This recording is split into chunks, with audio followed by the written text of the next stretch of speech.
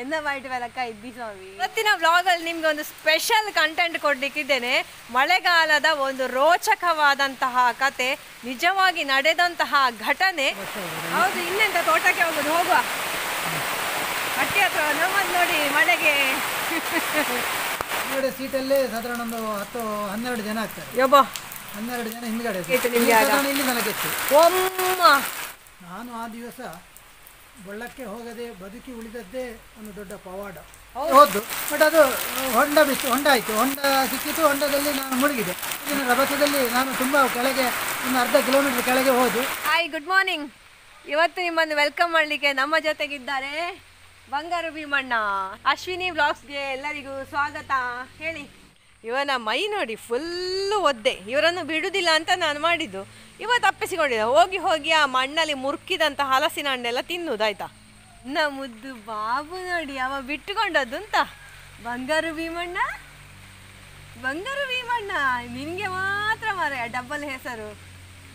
ಎಂತ ಪುಟ್ಟ, ಅವ ಮಾತ್ರ ಚಪ್ಪಾಗಿದ್ದಾನೀಗ. ನಾತು ಗಂಗ ಪೆಲಕ್ಕಾಯಿ, ಇವನು ಎಲ್ಲಿಯೋ ಹೋಗಿ ಪೆಲಕ್ಕಾಯಿ ತಿಂದು ಬಂದಿದ್ದಾನೆ. ಪೆಲಕ್ಕಾಯಿ ಬರಿ ಮಾಡಾರ್ಪಣ ಇಂಚವು.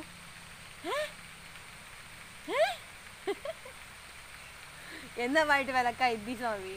ಓ ಭಾಷ್ಯ ಅಂತಲದ್ದಿ. ಇವರಿಗೆ ನೋಡಿ ಆರ್ಟಿಸ್ಟ್ ಎಲ್ಲ, ಶೋಣಸ್ ಎಲ್ಲ, ಸಂಕ್ರಾಂತಿ ಕೂಡ ಇಲ್ಲ, ಎಂತ ಕೂಡ ಇಲ್ಲ. ತಿರುಗ್ತಾರೆ. ಬಾಬು ಎಣ್ಣ ಮುದ್ದು ಒಂಜಿ ಪೋಷ್ಕೊಳ್ಳಪ್ಪ.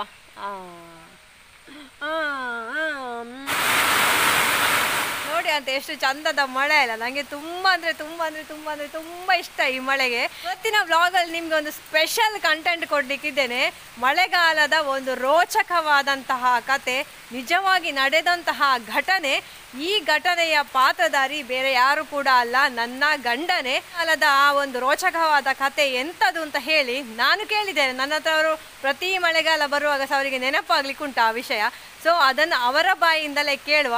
ಹಾಗಾಗಿ ಇವತ್ತಿನ ವ್ಲಾಗಲ್ಲಿ ನನ್ನ ಹಸ್ಬೆಂಡ್ ನಿಮಗೆ ನಿಜವಾಗಿ ನಡೆದಂತಹ ಒಂದು ಘಟನೆಯನ್ನು ಹೇಳಲಿಕ್ಕಿದ್ದಾರೆ. ಕಿವಿ ಅರಳಿಸಿ ಫುಲ್ ಕೇಳಿ. ಹೆದರಿಕೆ ಆಗ್ತದೆ, ಹೆದರಬೇಡಿ ಮಾತ್ರ, ಆಯಿತಾ. ಹಳೆಯ ಅಂದರೆ ಹಿಂದಿನ ಕಾಲದ ಹಳ್ಳಿಗಳಲ್ಲಿ ಹೇಗೆಲ್ಲ ಸೌಕರ್ಯ ಇತ್ತು, ಮಳೆಗಾಲದಲ್ಲಿ ಏನೆಲ್ಲ ಆಗ್ತಾ ಇತ್ತು ಎಂಬುದು ನಿಮಗೆ ಗೊತ್ತಾಗ್ತದೆ.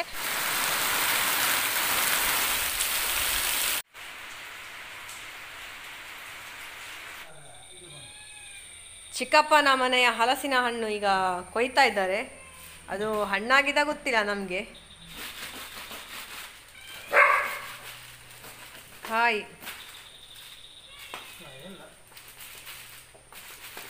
ಇದರ ಪೆಲತ್ತರಿ ಭಾರಿ ಒಳ್ಳೇದುಂಟು.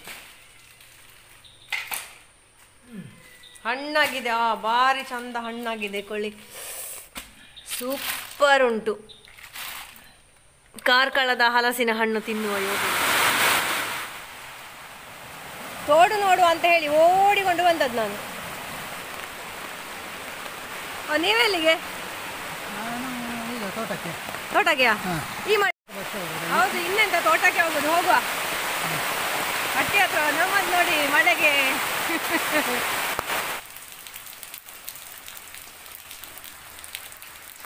ನಿಮ್ಮ ಕತೆ ಹೇಳಿ, ಅದು ರೋಚಕವಾದ ಕತೆ. ಕೊಡೆ ಇಟ್ಟು ಹೇಳಿ. ಮಂಗಳೂರಿಂದ ಬರುವಾಗ ಮಳೆಗಾಲದಲ್ಲಿ ಎಲ್ಲ ಒಂದು ಭಯಂಕರ ಒಂದು ಕತೆ ಎಲ್ಲ ಹೇಳಿದ್ರಲ್ಲ, ಅದನ್ನು ಹೇಳಿ. ನೀವು ಹೇಗೆ ಮಂಗಳೂರಿಂದ ಬರ್ತಾ ಇದ್ದದ್ದು? ನೀವೆಂತಾಗ ಕಾಲೇಜಿಗೆ ಹೋಗ್ತಾ ಇದ್ದದಾ, ಜಾಬಿಗ? ಕಾಲೇಜ್ ಆಗಿ ಜಸ್ಟ್ ಜಾಬಿಗೆ ಅಲ್ಲಿ ಪ್ರಾಕ್ಟೀಸ್ ಮಾಡ್ತಿದ್ದೆ. ಹಾಗೆ ಅಲ್ಲಿಂದ ನಾವು ತಿಂಗಳಿಗೊಮ್ಮೆ ಈಗ ಮನೆಗೆ ಬರ್ತಾ ಇದ್ವಿ. ಅಲ್ಲಿಂದ ನಾವು ಬರೋದೇ ದೊಡ್ಡ ಸಾಹಸ ಆಗ್ತಿತ್ತು ಇಲ್ಲಿಗೆ ಮುಟ್ಟುದು. ಅಂದ್ರೆ ನಿಮಗೆ ಮಂಗಳೂರಿಂದ ಪುತ್ತೂರಿಗೆ ಬಸ್ ಎಲ್ಲ ಇತ್ತು ಬೇಕಾದ? ಮಂಗಳೂರಿಂದ ಪುತ್ತೂರಿಗೆ ಸಾಧಾರಣ ಬಸ್ ಇತ್ತು. ತುಂಬ ಇದಾಗಿ ನಮ್ಮ ಬಂತ ಪುತ್ತೂರಿಂದ ನಮ್ಮ ಇಲ್ಲಿಗೆ ಸವಣೂರು ಇಲ್ಲದಿದ್ದರೆ ಮಾಡವು ಒಂದು ಅಲ್ಲಿಂದ 2-3 ಕಿಲೋಮೀಟರ್ ನಡೆದು ಬರಬೇಕು. ಅದು ದೊಡ್ಡ ಸಾಹಸವೇ ಆಗ್ತಿತ್ತು. ಮತ್ತು ಪುತ್ತೂರಿಂದ ನಮಗೆ ಪುತ್ತೂರಿಂದ ಮಾಡವು ಇಲ್ಲದಿದ್ದರೆ ಸವಣೂರಿಗೆ ನಮಗೆ ಬಸ್ ಇರಲಿಲ್ಲ. ಬಸ್ ಇತ್ತು, ಬಸ್ ಭಾರಿ ಕಮ್ಮಿ, ಅಂದರೆ 2 ಗಂಟೆಗೆ ಒಂದು ಹಾಗೆಲ್ಲ ಬಸ್ ಇದ್ದದ್ದು. ಮತ್ತೆಂತ ಇದು ಟಿ ಮೆಟಡೋರ್ ಅಂತದಿತ್ತಲ್ಲ? ಮೆಟಡೋರ್ ಮಹೀಂದ್ರ ಇರಲಿಲ್ಲ, ಬರೀ ಆವಾಗ ಅಂಬಾಸಿಡರ್ ಟ್ಯಾಕ್ಸಿ ಸರ್ವಿಸ್ ಕಾರ್ ಇದ್ದದ್ದು. ಅದು ಅಂಬಾಸಿಡರ್, ಅದು ಸರ್ವಿಸ್ ಅಂದರೆ ಅದರಲ್ಲಿ ಜನ ಹಾಕೊಂಡು ಬರ್ತಾರೆ. ಅದರಲ್ಲಿ ತುಂಬ ಜನ ಆಗ್ತಾರೆ. ಅವರು ಜನ ಫುಲ್ ಆಗುವ ತನಕ ನಾವು ವೆಯ್ಟ್ ಮಾಡಬೇಕಾಗ್ತದೆ, ಎಂತ ಮಾಡಲಿಕ್ಕೆ ಆಗೋದಿಲ್ಲ. ಅದು ದೊಡ್ಡ ಸಾಹಸವೇ ಆಗ್ತದೆ. ಎಷ್ಟು ಜನ ಆಗ್ತಾರೆ ಒಂದು? ಅದೇ ಹಿಂದ್ಗಡೆ ಸೀಟಲ್ಲೇ ಸಾಧಾರಣ ಒಂದು 10-12 ಜನ ಆಗ್ತಾರೆ. ಯಬ್ಬ, 12 ಜನ ಹಿಂದ್ಗಡೆ ಸೀಟಲ್ಲಿ, ಮತ್ತು ಇವರು ಡ್ರೈವರ್ ಸೇರಿ ಅಲ್ಲಿ ಸಹ ಒಂದು 10-11 ಜನ ಆಗ್ತಾರೆ. ಎಷ್ಟು ರೂಪಾಯಿ ಇತ್ತು ನಿಮಗೆ ಆಗ?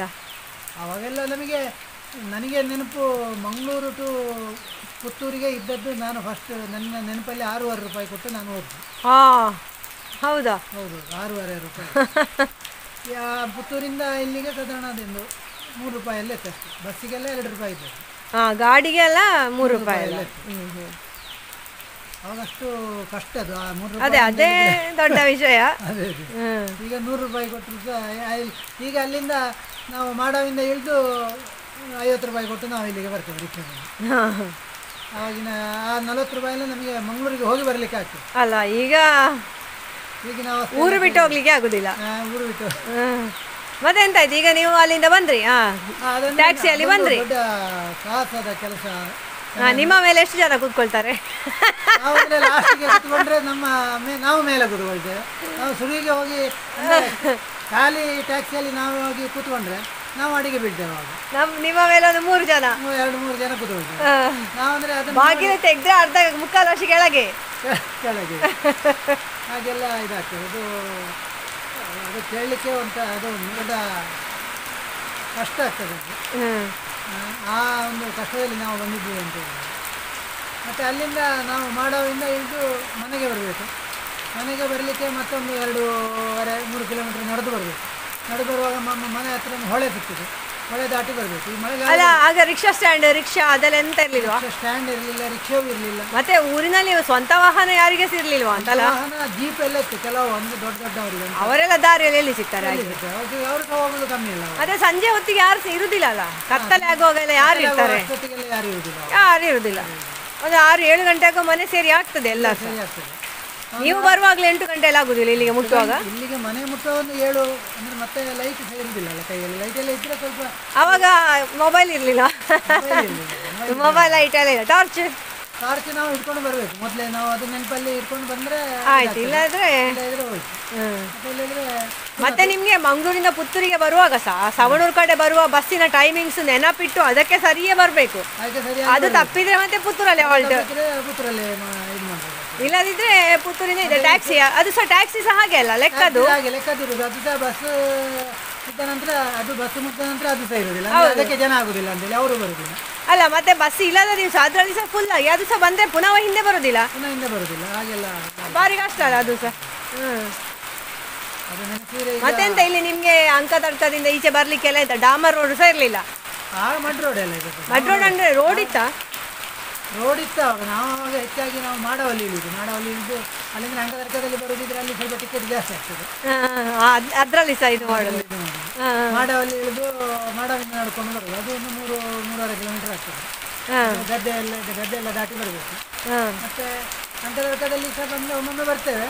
ಹಾಗೆ ಬಂದರೆ ಸಹ ಇಲ್ಲಿ ಯಾವಲ್ಲಿ ಬಂದರೂ ಸಹ ನಮಗೆ ಹೊಳೆ ದಾಟದೇ ಬರಲಿಕ್ಕೆ ಆಗುತ್ತದೆ. ಸವಣೂರಲ್ಲಿ ಬಂದರೆ ಹೊಳೆ ದಾಟದೇ ಬರಲಿಕ್ಕೆ ಆಗ್ತದೆ. ಸವಣೂರಿಂದ ಬರಬೇಕಿದ್ರೆ ಒಂದು 5-6 ಕಿಲೋಮೀಟರ್ ಆಗ್ತದೆ. ಅದು ನಡೆದು ಬರುವಾಗಿಲ್ಲ. ಅದಕ್ಕೆ ಬೇಕಾಗಿ ಈ ಕಡೆಯಿಂದ ಬರ್ತದೆ. ಈ ಕಡೆಯಿಂದ ಬಂದರೆ ಅದೇ ಹೊಳೆ ಸಿಗ್ತದೆ. ಹೊಳೆ ಸಿಗುವಾದರೆ ಮಳೆಗಾಲದಲ್ಲಿ ಭಾರಿ ದೊಡ್ಡ ಸಮಸ್ಯೆ ಆಗ್ತದೆ. ಮಳೆಗಾಲದಲ್ಲಿ ನಾವು ಯಾರಲ್ಲಿ ಕೇಳಲಿಕ್ಕೆ ಆಗುವುದಿಲ್ಲ. ಫೋನ್ ಮಾಡಿ, ಈಗ ಅಂದರೆ ಮೊಬೈಲ್ ಎಲ್ಲ ಇರಲಿಲ್ಲ. ನಾವು ಅಂದಾಜು ಮಾಡಿಯೇ ಬರಬೇಕು. ಮಳೆ ನೋಡಿ ಎಷ್ಟು ನೀರುಂಟು, ಮಧ್ಯಾಹ್ನ ಆಲೋಚನೆ ಮಾಡಿ ಬಂದರೆ ಇಲ್ಲಿ ಮುಟ್ಟುವಾಗ ಸಂಜೆ ಆಗುವಾಗ ಮಳೆ ಬಂದರೆ ನಮಗೆ ದಾಟಲಿಕ್ಕೆ ಆಗುದಿಲ್ಲ. ಹಾಗೆ ಬರ್ತದೆ. ವಿಷಯ ಹೇಳುವವರು ಸಹ ಯಾರು ಸಹ ಇಲ್ಲ, ನ್ಯೂಸ್ ಕೊಡುವವರು ಕೂಡ ಇಲ್ಲ. ನ್ಯೂಸ್ ಕೊಡ್ಲಿಕ್ಕೆ ಆಗುದಿಲ್ಲ ಅಲ್ಲ, ಮೊಬೈಲ್ ಇಲ್ಲ. ಅದೇ ಮತ್ತೆ ಲ್ಯಾಂಡ್ ಫೋನ್ ಅಲ್ಲಿ ಇದ್ದಲ್ಲಿ ಮಾತ್ರ ಅಲ್ಲ, ಎಲ್ಲೆಲ್ಲಿ ನಮಗೆ ಮಾಡ್ಲಿಕ್ಕೆ ಆಗುದಿಲ್ಲ. ಲ್ಯಾಂಡ್ ಫೋನ್ ಬಂದಿತ್ತಾಗ? ಲ್ಯಾಂಡ್ ಫೋನ್ ನಮ್ಮ ಮನೆಯಲ್ಲಿ ಇರಲಿಲ್ಲ ಅವಾಗ, ಮತ್ತೆ ಬಂದದ್ದು. ಹಾಗೆಲ್ಲ ಭಾರಿ ಇದಾಗ್ತಿತ್ತು. ಮತ್ತೆ ಅಂದಾಜಿಗೆ ನಾವು ಮಳೆ ನೋಡಿ ಬರುದು. ಇಲ್ಲಿ ಬರುವಾಗ ನೀರು ಇದ್ದರೆ ನಾವು, ಇಲ್ಲದಿದ್ರೆ ಪಾಲದಲ್ಲಿ ಹೆಚ್ಚಾಗಿ ಬರುವುದು. ಪಾಲದಲ್ಲಿ ಬರಬೇಕಿದ್ರೆ ನಾವು ತುಂಬ ನಡಿಬೇಕಾಗ್ತದೆ ಅಂತೇಳಿ ನಾವು ಇಲ್ಲಿ